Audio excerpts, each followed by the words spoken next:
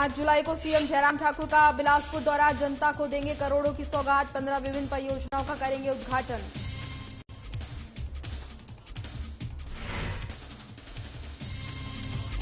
मुख्यमंत्री जयराम ठाकुर ने कुल्लू बस हादसे पर जताया दुख, हादसे में 12 लोगों की मौत, मजिस्ट्रियल जांच के दिया आदेश।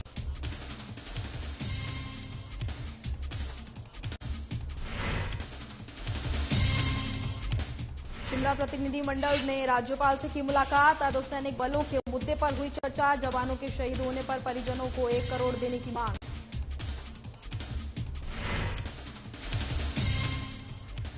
गुड़िया हत्या और दुष्कर्म मामला पकड़ रहा तूल, कांग्रेस अध्यक्ष ने दिया था बयान, बीजेपी महिला मोर्चा ने कांग्रेस के खिलाफ खोला मोर्चा।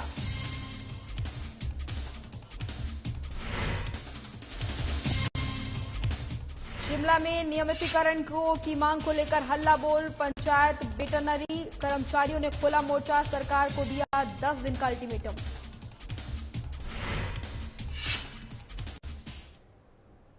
नमस्कार, साधना प्लस देख रहे हैं आप, मैं हूं आपके साथ आकांक्षा त्रिपाठी और बुलेटिन की शुरुआत करेंगे खबरें विस्तार के साथ। हिमाचल प्रदेश के मुख्यमंत्री जयराम ठाकुर 5 जुलाई को बिलासपुर जिला के 1 दिवसीय दौरे पर रहेंगे। वहीं अपने दौरे के दौरान सीएम जयराम ठाकुर झंडुता विधानसभा क्षेत्र की जनता को करोड़ों की सौगात देंगे। इस बात की जानकारी देते हुए झंडुता विधायक जीताराम कटवाल ने बताया कि मुख्यमंत्री जयराम ठाकुर जल शक्ति विभाग और पीडब्ल्यू विभाग की योजनाएं सहित 109.56 करोड़ रुपए की 15 विभिन्न योजनाओं का उद्घाटन और शिलान्यास करेंगे, जिसके बाद मुख्यमंत्री जयराम ठाकुर बल सिंगड़ा की जनसभा को भी संबोधित करेंगे, जहां उनके पास कुछ मांगे भी रखी जाएंगी। 5 जुलाई को झंडुता क्षेत्र में प्रवास पर आ रहे हैं।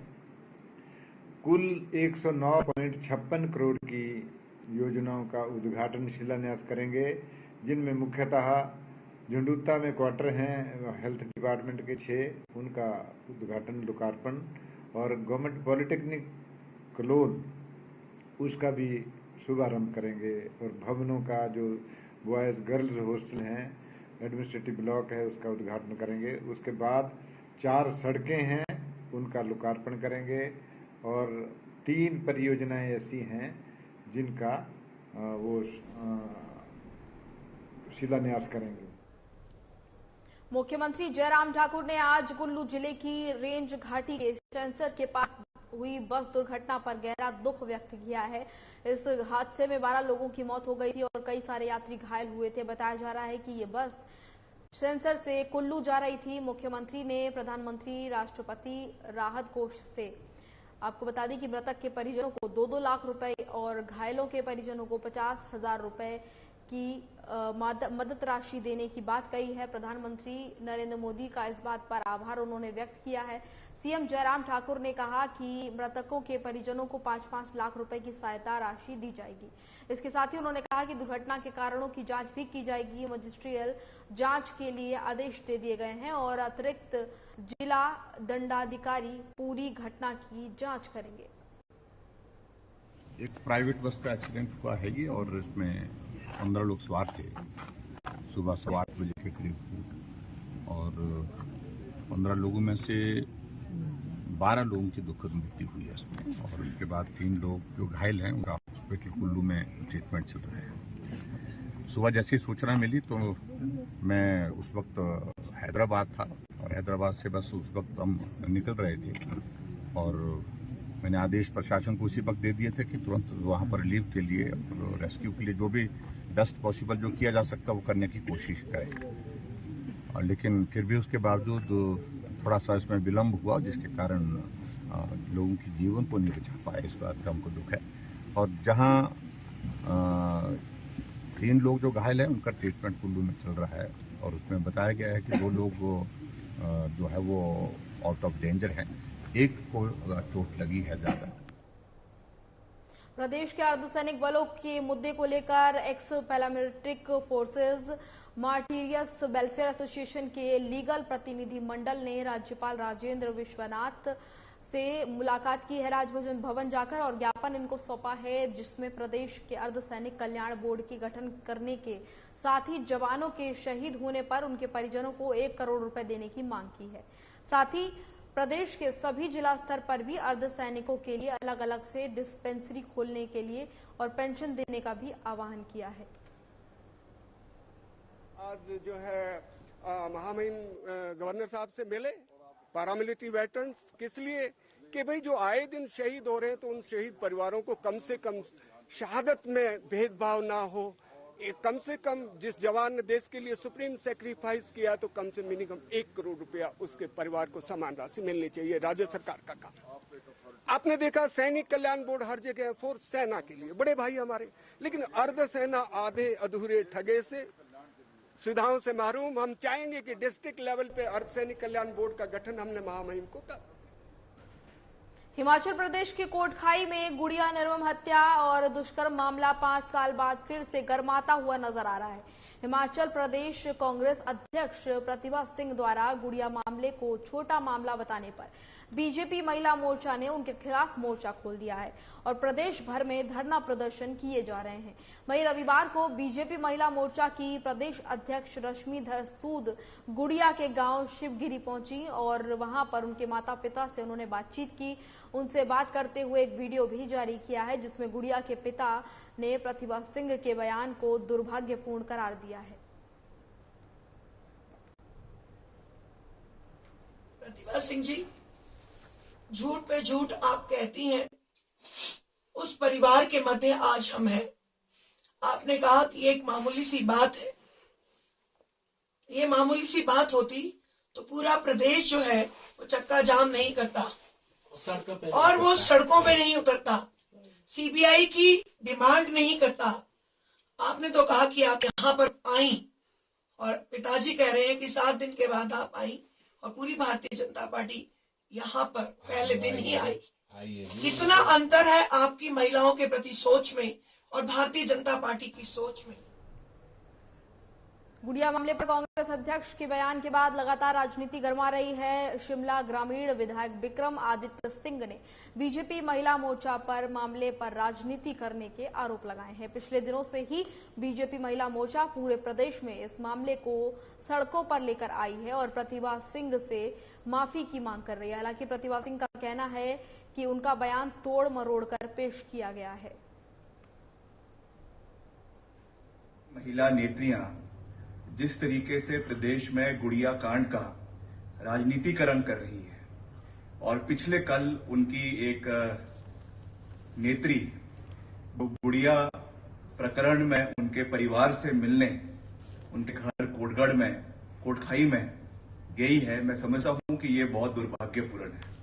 जिस तरीके से ये कुंभकर्ण की नींद पिछले 4 साल से 4.5 साल से ये नेत्रियां सो रही थी, आज जाकर जागी हैं और आज इस मुद्दे का राजनीतिकरण किया जा रहा है। मैं ये याद दिलाना चाहता हूं कि जब हमारी सरकार थी, तत्कालीन मुख्यमंत्री श्री वीरभद्र सिंह जी ने इस मसले को सीबीआई को दिया, एसआईटी का गठन किया और 4 साल इनको हो चुके हैं। एक चरानी के अलावा कोई भी आरोपी आज तक पकड़ा नहीं गया।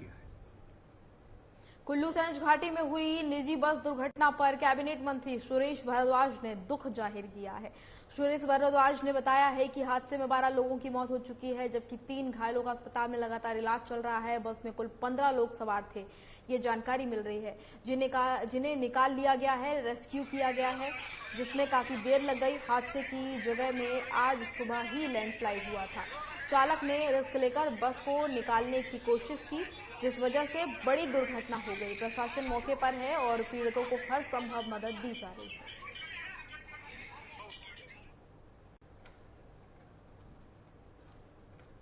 बस है अंजलि बस सर्विस, उसकी बस का एक्सीडेंट हो गया और गहरी खाई में चली गई, जिसके कारण 12 लोगों की मृत्यु अभी तक जो है रिपोर्ट की गई है और 3 लोग जो हैं वो उसमें हॉस्पिटल में सीरियस इंजर्ड हैं।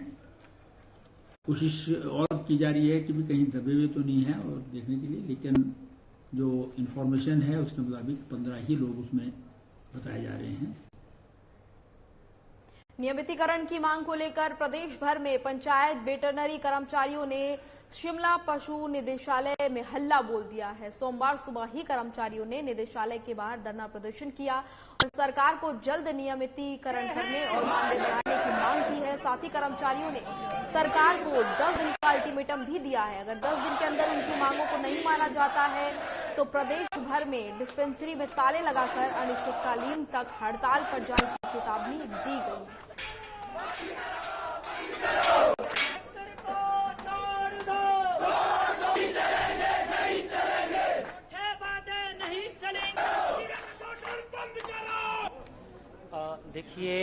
देखिए विनोद जी ने जो विषय रखा है, हमारी एक ही सरकार से मांग है जो लगातार पिछले 2 वर्षों से हम पत्राचार के माध्यम से भी और संबंधित मंत्री महोदय जी से मिलकर के भी रख रहे हैं कि जो अनुबंधित पंचायत पशु सहायक हैं और जब जैसे ही उनका जो अनुबंध है वो पूरा हो चुका है तो उनको अनुबंध का जो एक नियम है उसके अनुसार नियमित किया जाए और साथ में जो या तो फिर ओटीआर का जो विषय है उसको किया जाए। सर, हमने अपनी मांगों को लेकर आज यहाँ पर एकत्रित हुए हैं, जिसमें हमने पहले ही माननीय मुख्यमंत्री जी को और माननीय पशुपालन मंत्री श्री वीरेंद्र कंवर जी को पत्राचार के माध्यम से अपनी मांगे दी थी और जिसके ऊपर जो है इन्होंने आज तक जो है किसी प्रकार का मतलब एक जो बोलते हैं कि वार्तालाप के लिए और न ही उस मांगों को माना है, जिस कारण हम यहाँ पर एकत्रित हुए हैं। हिमाचल 4 लेन सेवा समिति ने आज मंडी में धरना प्रदर्शन किया। प्रदर्शन करने के बाद उन्होंने उपायुक्त को ज्ञापन सौंपा। ज्ञापन में उन्होंने कहा है कि इस परियोजना के तहत नारला के बजनी तक की जनता की भूमि को अधिग्रहण कर जो मुआवजा राशि तय की गई है वह नाम मात्र की है और भूमि अधिग्रहण अधिनियम 2013 के तहत फैक्टर 2 की जगह फैक्टर 1 सरकार द्वारा देना तय किया गया है, जो न्यायोचित नहीं है। और समिति के समन्वय अध्यक्ष वीरेंद्र सिंह ने बताया कि भूमि अधिग्रहण अधिनियम 2013 के अनुसार फिर स्थापना, पुनर्वास और 4 गुना मुआवजा के नियम को लागू करें और 1 अप्रैल 2015 की अधिसूचना को रद्द करें।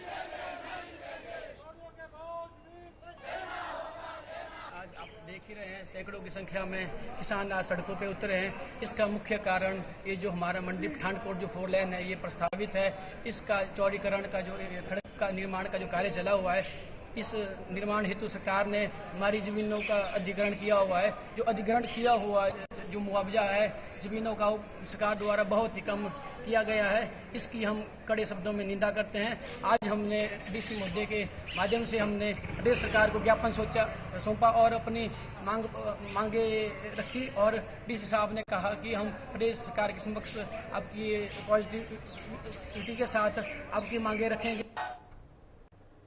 3 दिवसीय डलहौजी ग्रीष्म उत्सव का समापन बड़े हर्षोल्लास के साथ किया गया। समापन समारोह के अवसर पर जिला मार्केट कमेटी के अध्यक्ष और वरिष्ठ बीजेपी नेता डी.एस. ठाकुर ने बतौर मुख्य अतिथि शिरकत की। कार्यक्रम के समापन समारोह पर मुख्य अतिथि डी.एस. ठाकुर ने कहा कि करीब 15 सालों बाद वंदना कला मंच चंबा और सुरजीत ठाकुर द्वारा ये ग्रीष्म उत्सव कार्यक्रम करवाने का प्रयास किया गया, जो कि सराहनीय है।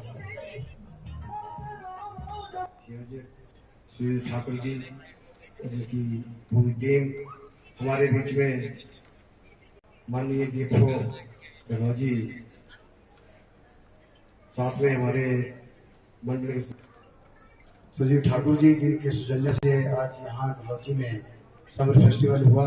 बहुत दिनों के बाद, काफी सालों के बाद मैं ठाकुर साहब को बधाई देना चाहूंगा, इनकी पूरी टीम को। ये काफी समय के बाद डलहौजी पर्यटन नगरी है, यहाँ इन्होंने जो। इस बुलेटिन में फिलहाल इतना ही। मुझे दीजिए इजाजत। नमस्कार।